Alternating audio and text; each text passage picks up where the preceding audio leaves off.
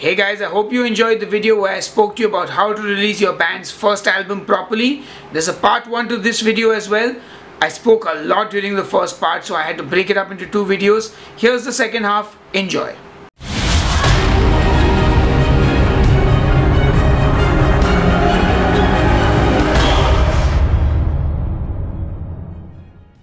So once your album is done and it comes to the actual release, there are a lot of people who ask me this question. In fact, since I have a label, there are so many bands that send me messages saying, I want to release my band with your label.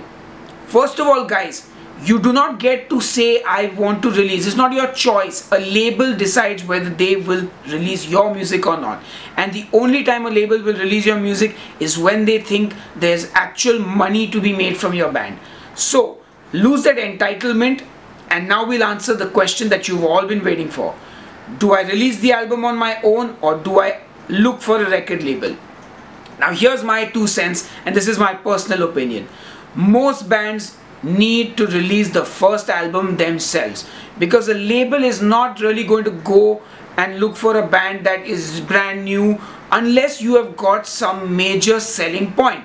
Now this is where you need to do a real assessment of yourself. Too many bands think too highly of themselves. To be very honest, I till date do not believe that DR may warrant a record label for a number of reasons, and at the same time I do know why we did get a few record labels that we got. So it's up to you to assess yourself very realistically. Is a label going to make money if they sign you? Most bands think, okay, look, I've got 100 followers on Facebook. If that record label signs me, I'll get 100,000 followers. You know what? That's probably not the case, So my opinion is that every single band should release their first album completely DIY. Keep it in your hands. Understand what goes into recording, releasing and making an album sell even.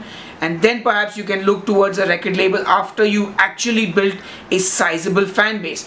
Or you've created some music so revolutionary that a label will know it when they hear it, that you are going to be the next big thing. So that's my take on it. So now that you've gone DIY, the next thing you're probably asking is, should we release it digitally only, or should we put out CDs and box sets and things like that? Now here's the thing, most musicians still value a physical copy. I am very honestly saying that I would never not release a physical copy of my album. But thankfully I'm in a place where my band can afford to do it. It's not a problem for us. We started out when there weren't so many bands in India, so when we made CDs we could sell them. Today, however, it's a very different story. There are too many bands, too many albums, CD players are getting obsolete, kids are not buying, etc, etc. So what do you want to do? You need to assess it very thoughtfully, of course. You need to think to yourself, how many CDs should we make if we are making? What does it cost per CD? Am I doing it just for my self-satisfaction? Then yes, you can make a small number of CDs for very, very hardcore fans and for band members to have that physical thing.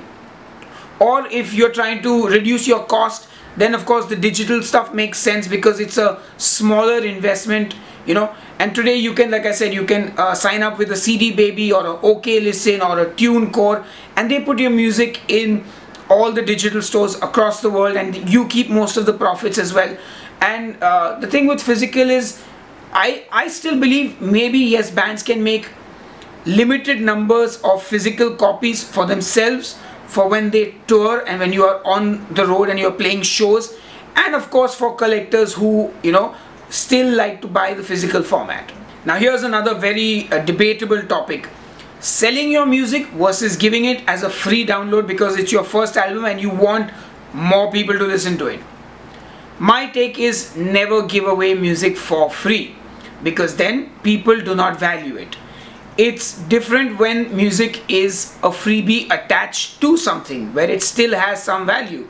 For example, I gave away free CDs of some of my older releases with the new one. That's because the person already valued my music enough to purchase it, and I, as somebody who's selling a product, wants to give him value for money. Or when I give a free download of a new single to people who bought the album previously, that is an add-on. but I would never release an album. Well, I have released an album for free, but like I said, I feel that people don't value that album the same way when it's got a price on it. And also today there are so many bands, you know, you have trouble giving away free music, you know. Even if it's free, it's like a struggle to make people download it, you know. Why am I wasting my bandwidth on a free album when I can go and torrent Niall's discography, which is worth like $100, you know. Woohoo. So that's my take on it. I would advise bands to not give it for free. What you could do, which is a smarter thing, is release some merchandise like a t-shirt and give it free with that. So your fans are still paying for something and they are getting a value added product as well along with the original product that they are buying. So that is my opinion on this.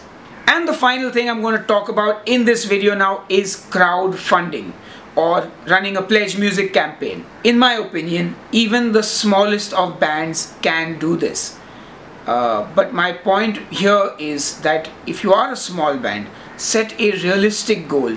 Don't try and aim for thousands of dollars when you have 50 to 60 fans, because crowdfunding, while people largely give more money than you actually are asking for, it is going to be very dedicated fans. It's going to be friends and family who give you money as well. So it's very important to set a realistic goal when you're crowdfunding, because a lot of the websites now are no longer just, you know, you don't have the option of taking the money if you don't meet the goal. So if you are a new band, and I'm going to say this in Indian rupees, if you're a brand new band, it might make sense to try and crowdfund 25,000, 50,000. You know, it doesn't make sense to try and crowdfund 2 lakhs, you know, unless you are very certain that you have people who will contribute in that volume or in that amount and to help you reach those figures. So crowdfunding, I'm for it, of course, because I think it's nothing more than a pre-order, and it's a way you can give back something to people who are supporting your music beyond just a CD or a t-shirt. You give them the experience of being part of the entire process, and you share things with them that they wouldn't normally see and normally get to hear even. So crowdfunding, I'm all for it, but of course if you are not, go ahead, do the normal route of things, and that will be the way it is. So guys, I really hope you enjoyed this video, and I tried to cover as many aspects of the topic as I could. But if you have questions, as always, leave them in the comments below and I'll do a separate Q&A video.